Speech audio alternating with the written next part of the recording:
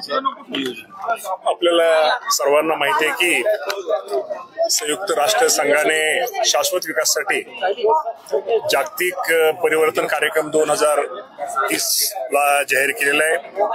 त्यामुळं सर्वांना सोबत घेऊन चला खरं तर या अभियानाचं एक ध्येय आहे आणि यामध्ये साधारणतः 17 शाश्वत विकासाची ध्येय आपल्या सगळ्यांना माहिती आहे की पूर्वी सर्वांना एकत्रच गावामध्येच रोजगार निर्मिती व्हावा, गावामध्ये चांगलं काम जलसंधारणाचं असेल किंवा अनेक ज्या योजना आहेत, ज्या सर्व ज्या योजना आहेत त्या सगळ्या योजना एकत्र आणण्याचं काम या अभियानातून होणार आहे।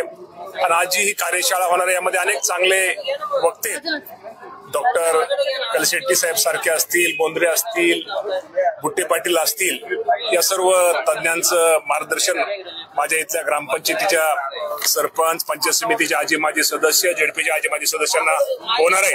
आणि ह्याचा निश्चित प्रकारे लाभ हे प्रत्येक जणाच्या गावाच्या विकासासाठी एक गावाचा एक विकास, गावाचा एक चांगल्या प्रकारचा आराखडा तयार करून सर्व गावाला एकत्र आणून त्यातनं हा एक विकास, शाश्वत विकास होणार आहे असा आजच्या या अभियानाचा एक उद्देश आहे।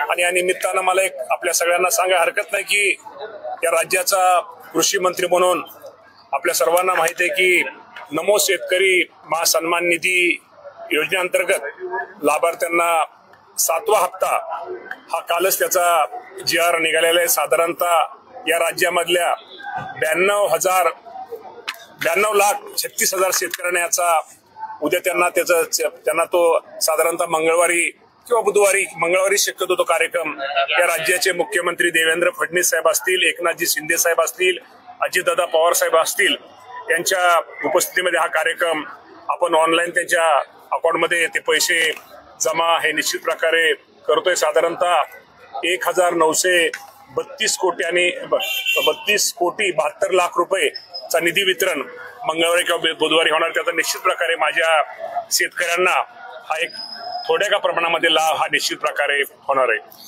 मामा, काल ज्या पद्धतीने मराठा आरक्षणासंदर्भात राज्य सरकारने GR काढला त्यानंतर ओबीसी समाजात मोठी नाराजी पाहायला मिळते।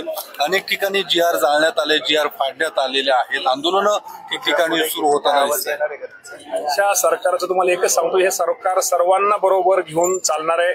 त्यामुळे ह्यामध्ये कुणावरती या बाबतीमध्ये जो कालचा विषय तो कुणावरती अन्याय होणार नाही ही अशी मी आपल्या माध्यमातून सगळ्यांना छगन भुजबळ यांनी नाराजी व्यक्त केलेली आहे। काल कॅबिनेटला देखील त्यांनी बहिष्कार घातला। तुमचे मंत्री आहेत, प्री कॅबिनेटला तर स्वतः मी त्या मिटिंगला हजर होतो। त्या प्री कॅबिनेटच्या मिटिंगला भुजबळ साहेब स्वतः हजर होते। असं मला वाटत नाही त्यांनी बहिष्कार वगैरे टाकला असावा।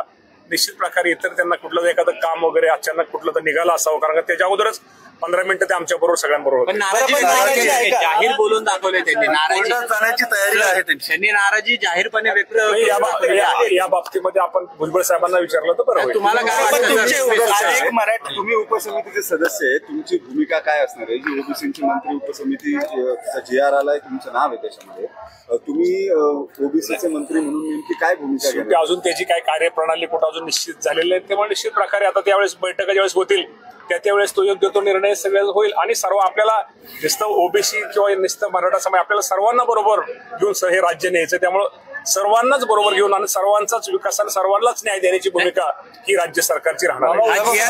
मराठा नेत्यांमध्ये देखील नाराजी आहे, जो GR काढलाय त्यावरनं मतमतांतर आहे। मला आपल्याबरोबर समजतंय, स्वतः जरंगे साहेबांनी याचं स्वागत केलं, तेव्हा अधिक बाबतीमध्ये मला इतर काही माहिती नाही, परंतु जरंगे साहेबांनी या निर्णयाचं स्वागत केलं। मला वाटतं ओबीसी समाजाचं नुकसान होणार नाहीये या GR मुळे। निश्चित प्रकारे ओबीसी समाजाचं नुकसान होणार नाही आणि मराठा समाजात सुद्धा दोन्ही समाजाला योग्य तो न्याय मिळेल। समितीची स्थापन केली त्याच्यामध्ये भाजपचं वर्चस्व जास्त वाटतं। वर्चस्व वगैरे कुठल्या पक्षाचं नसतं, सर्वांचं लक्ष असतं। कुठलाही पक्ष शेवटी आम्हाला हे सरकार आहे, त्या सरकारमध्ये सर्वांना बरोबर घेऊन जायचं। नाराजी दूर होईल का? नाराजी नाही तर दूर व्हायचा विषय नाही।